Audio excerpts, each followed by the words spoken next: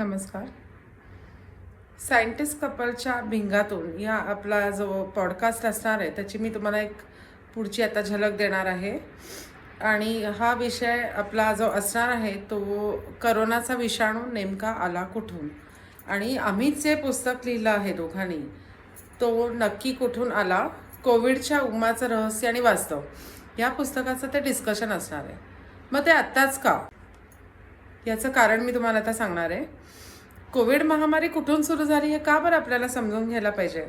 तर दुसरं विश्वयुद्ध जे झालं ते आणि त्याच्यानंतर त्याच्या आधी स्पॅनिश फ्लूची साथ, ह्याच्यानंतरचा सगळ्यात मोठी मनुष्यहानी होणारी म्हणजे कोविड महामारी.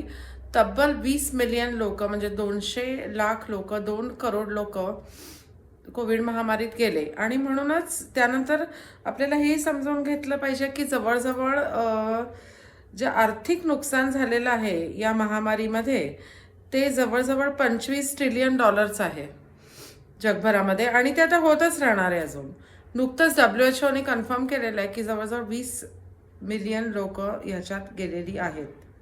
आणि म्हणूनच हे अतिशय महत्त्वाचं आहे. आमच्या दोघांच्या प्रयत्नातून हे पुस्तक जे आलेलं आहे त्याच्यात आम्ही हे पुस्तक काढण्यामागे मुख्य उद्देश आहे की एवढी मोठी जी घटना झालेली आहे या शतकामधली असं आपल्याला म्हणता येईल, ती घटना नेमकी माणसाच्या चुकीमुळे झाली होती का, आणि हे सगळं समजून घेणं अतिशय आवश्यक आहे, अतिशय आवश्यक. आणि म्हणूनच तुम्ही आमचा पॉडकास्ट बघत राहा. तर कोविडचा विषाणू हा निसर्गातून आला का प्रयोगशाळेतून, तुम्हीच ठरवा.